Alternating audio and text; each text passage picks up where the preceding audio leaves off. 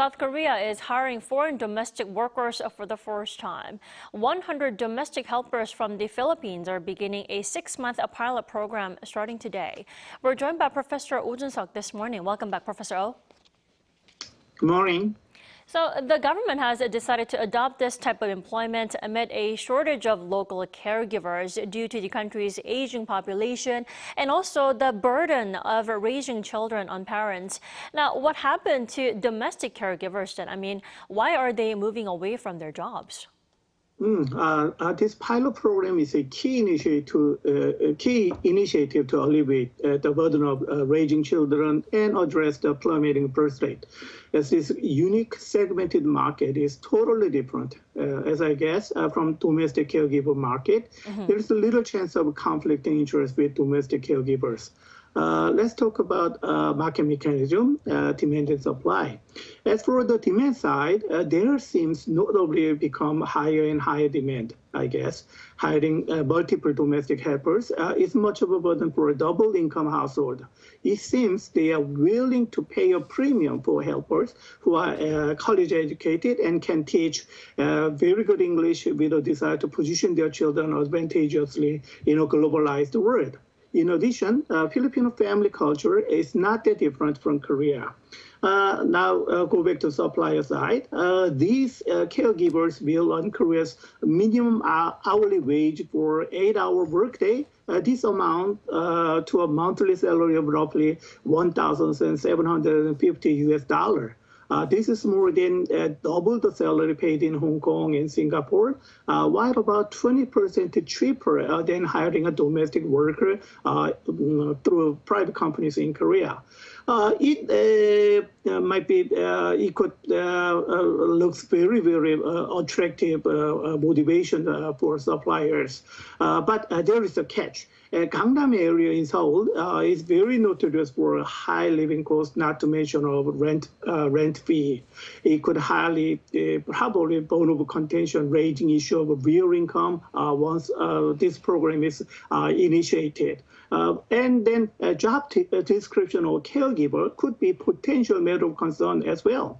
While these Filipino workers are primarily tasked with child care, including jobs like bottle feeding, preparing baby food, bathing, and they may also take on certain incident household chores for family, which might be taken for granted in Korean culture. But this could spark a dispute and worsen social, political, and even legal tension over the scope of additional chores related to child care. Well, Professor Oh, so the ability to speak English and similar cultures to South Korea, these are what make Filipino caregivers attractive. But why Philippines out of all the other countries? On August 6th, 100 Filipino domestic workers arrived in Korea as part of the pilot program, modeled after similar initiative in Hong Kong and Singapore. Due to proximity, out of 10 ASEAN countries, when you ask why the Philippines, I could say definitely yes for a labor cost, yes for enough supply, and big yes again, for the ability to speak English. There is a notable expectation among applicants for English language education to be included as part of the care service. Now, change the question a little bit. If you will ask why not Malaysia or Indonesia, there are lots of young educated workforce there in Malaysia or Indonesia, equipped with good commands of English. We could easily answer to this question. The answer is definitely no, because of different religion and different culture. Most of them are Muslims or Hindus, not that familiar with exotic Muslim culture, thinking about providing halal food and then religious attires and then prayer time and providing prayer room. You could possibly expect parents in Korea might be worried about their influence on their children in their earlier times. Then what about Thailand then? It could be a potential competitor of the Philippines, but from an aging to an aged society, Thailand is also getting old before it gets rich. As of 2023, more than 20% of the Thai population were aged 60 or over. thus qualifying the country as an aged society, exactly like Korea.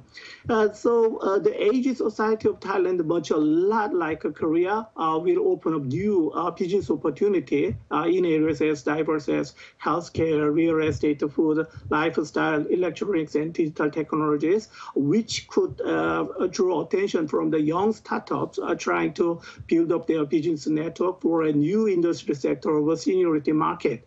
In this respect, the Philippines has the edge. Well, Professor Oh, I do have to point out the general opinion about these helpers among many South Koreans is that it's still too expensive. Is there any way that the system can become more affordable and more accessible to more parents here in the country? Yes, definitely. It might be considered as expensive, but it is true the future direction of the policy might be divided now. Some criticize the policy that only benefit a selected few. Others argue that the wage level should be lowered so that middle class can also afford to use the service, as you mentioned. Sarcastic comments are widespread. Why should taxpayers support foreign caregivers? Only the wealthy people can afford. And if wages for foreign workers are lowered, it could lead to a decrease in wages for domestic care workers as well.